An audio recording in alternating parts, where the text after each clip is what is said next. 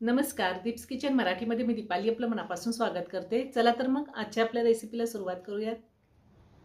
घरामध्ये भाजीला जर काही नसेल आणि जर रोज त्याच भाज्या खाऊन कंटाळा आला असेल तर मिरचीची भाजी आपण करू शकतो.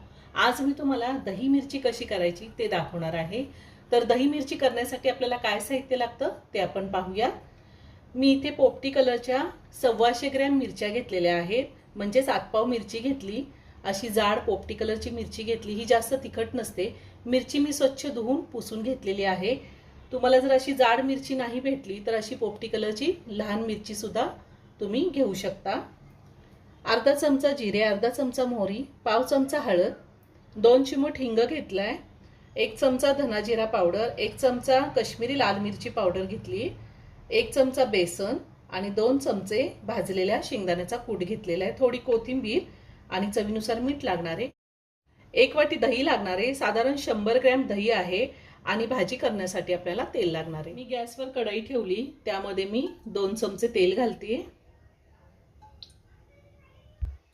तेल गरम झालंय, मोहरी आणि जिरे घालते. त्यातच आपल्याला हिंग घालायचं आहे आणि बेसन पीठ घालते मी.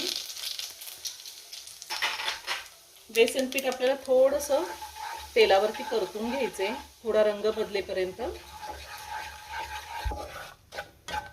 बेसनाचा रंग बदललेला आहे. आता आपण त्यामध्ये मिरची घालूया आणि मिरची आपल्याला 2 ते 3 मिनिटं चांगली परतून घ्यायची आहे. अशी तेलावरती मिरची परतून घेतली की मिरची जरी तिखट असेल तरी मिरचीचा तिखटपणा कमी येतो आणि टेस्टलाही मिरची खूप छान लागते. गॅसची फ्लेम मी लोवर ठेवलेली आहे. मिरची मी साधारण 2 ते 3 मिनिटं चांगली परतून घेतली. आता आपल्याला ह्यामध्ये पावडर मसाले घालायचे. हळद, धने जिरे पावडर आणि कश्मीरी लाल मिरची पावडर. ही तिखट नसते पण कलर खूप छान येतो. शेंगदाण्याचा कूट घालूया, थोडी बारीक चिरलेली कोथिंबीर आणि पुन्हा सगळं व्यवस्थित मिक्स करून घेऊया. आता यामध्ये मी चवीनुसार मीठ घालते. मी ह्या आधी सुद्धा उपवासाची दही मिरची करून दाखवलेली आहे. त्याची लिंक मी डिस्क्रिप्शन बॉक्समध्ये दिली आहे, तुम्ही पाहू शकता. अजूनही तुम्ही माझं चॅनल सबस्क्राईब केलं नसेल तर नक्की सबस्क्राईब करा आणि शेजारी बेल आयकॉन क्लिक करा, म्हणजे मी ज्या रेसिपी अपलोड करते त्याचं नोटिफिकेशन तुम्हाला मिळेल आणि तुम्ही माझ्या रेसिपी बघू शकाल. आता आपण ह्यामध्ये दही घालूया. दही मी फेटून घेतलेलं आहे आणि पुन्हा सगळं व्यवस्थित मिक्स करून घेऊया.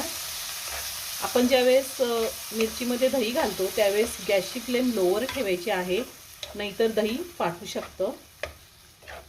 दही घातल्यानंतर एकसारखं असं चमच्यानी हलवत राहायचंय.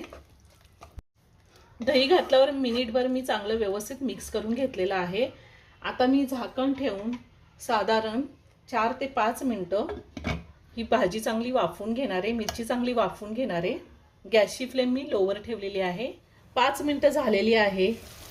या 5 मिनिटांमध्ये मी 2 वेळा व्यवस्थित मिक्स करून घेतली होती. आपली दही मिरची तयार करून झाली आहे. मिरची थोडी जाड असल्यामुळे मी 5 मिनिटं वाफवून घेतली.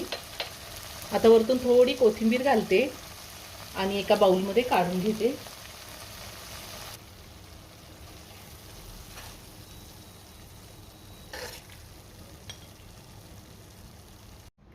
तयार झाली झणझणीत आणि चमचमीत अशी दही मिरची. ही मिरची आपण चपाती, भाकरी, भात कशासोबतही खाऊ शकतो. खूप छान लागते. तुम्ही एकदा नक्की करून पहा. व्हिडिओ जर आवडला तर व्हिडिओला लाईक आणि शेअर करायला विसरू नका. रेसिपी आवडली असेल तर कमेंट करून नक्की कळवा. पुन्हा भेटूया अशाच एका छानशा साध्या आणि सोप्या रेसिपी बरोबर. धन्यवाद.